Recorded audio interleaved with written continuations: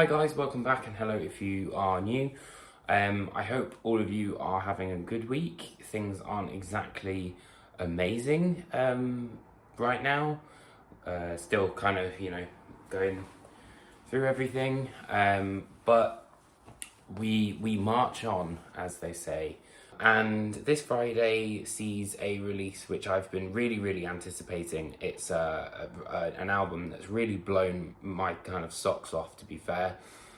So in this video, I'm going to be talking about Malevolence's brand new album, which is Malicious Intent.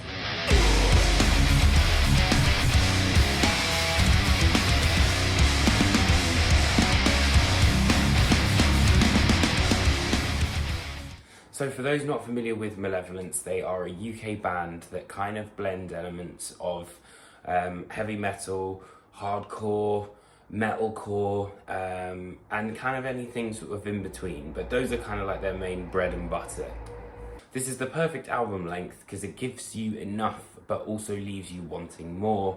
And also throughout repeat listens reveals many more intricacies that maybe you wouldn't necessarily have picked up on in the first listen.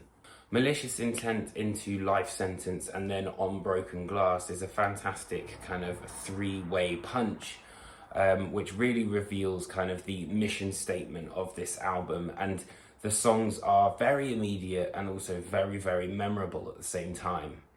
This is without a doubt, I think, the band's best album to date. The main reason I think for that is because of the songwriting. The songwriting is ironclad.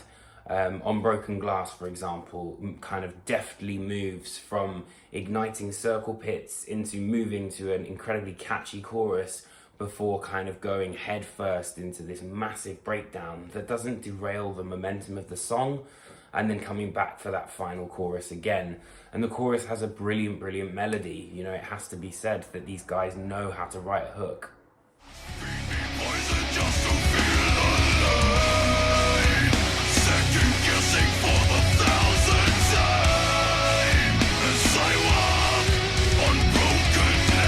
There are moments on this album that definitely lend themselves to Lamb of God, like Life Sentence, or Pantera on Still Waters Run Deep, and Above All's kind of clean, sort of effecty introduction, I think, really reminded me of some of the Pantera material. Still Waters Run Deep.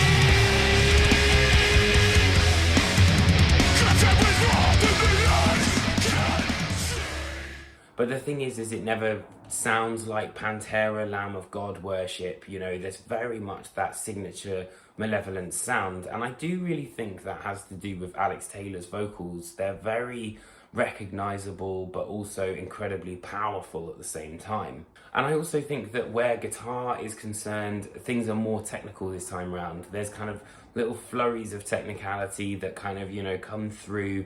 And I like that. It's not necessarily, sort of too overbearing, but it's kind of, it's not flashy for being flashy.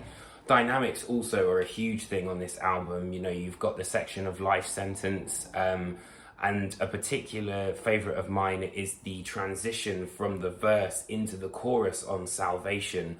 These guys just make kind of writing an album seem almost easy. But I have to say the best song this band have ever written, without a doubt, is Higher Place. It's mature, excellently put together, and it has an amazing story arc. There's so much emotion that is embedded in this song, and really, I think, sees Conan's vocals just get to another level. I know that they were kind of first shown these kind of clean vocals on their EP, The Other Side. And it actually really kind of took me by surprise, especially after the last week. I was, listening to it on the way to work the other day, completely unprepared for Higher Place to kick in. And it did, and almost brought me to tears, man. After, Trevor's passing and everything, it just took on a completely different meaning to me. And it is just an incredible song. Honestly, hats off Malevolence, because it's just absolutely beautiful. And I'm sure there's going to be a lot of people reaching out with a kind of similar sort of story, really. And I also think it's that relatability that Malevolence have, you know. But of course, this is Malevolence, so it's going to make sure that it stays heavy.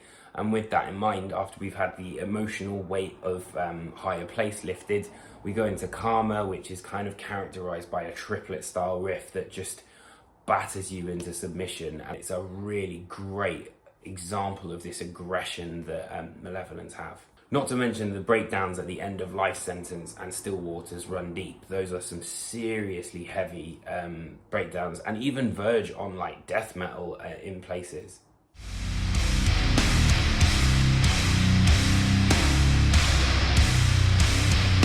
But if anything, I think the biggest thing for me about this album is that you can tell the amount of emotion that has been poured into this music. It's practically, you know, coming through every single track here. And I also want to have a quick mention of, you know, Matt Heafy and Matt Honeycutt's vocals. They're really, really interesting, add a different layer as well. And, you know, do exactly what a guest vocal spot should do. And I love the fact that Eliran Kantor's artwork, you know, has this kind of duality of both someone drowning but also trying to hold the weight of the world. And it is, you know, it really is a very touching album cover. And I think, you know, the themes that it looks at, particularly with mental health, are huge on this record. And after all the hard work, grafting and pure tenacity that this band have had, I couldn't imagine anyone better suited for it. This is without a doubt an album of the year contender for me. Brilliant, brilliant record. Make sure you check it out. So I hope you guys enjoyed this album review. Let me know what you think in the comments underneath me. You could also pick up the album as well.